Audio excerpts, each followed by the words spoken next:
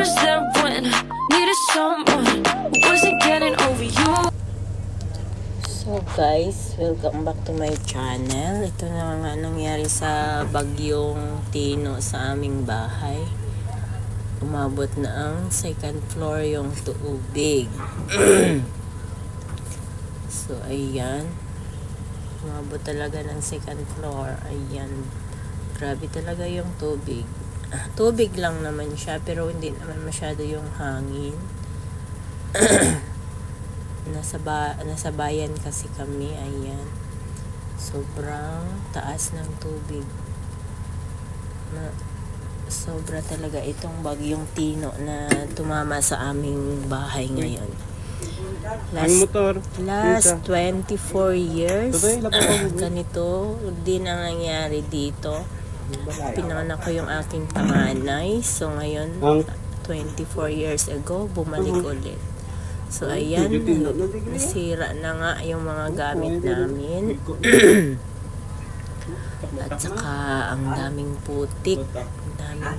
Oh. Ayun, sira na lahat ng gamit. Mga ano namin, washing, yung cabinet, ayan, yung ref, ayan, yung mga bed namin, double bed, sira. Oh, pati yung dingding namin natanggal na, yung motorsiklo wala na rin, na lumusob din sa tubig. Ayan. Yung compressor sira na talaga lahat sa tubig. Buti hindi lumabas sa bahay, dyan lang sa loob ng compound. So ayan, hindi ko alam kung maayos pa ang mga yan, pero talagang lumulutang-lutang na talaga sila sa tubig.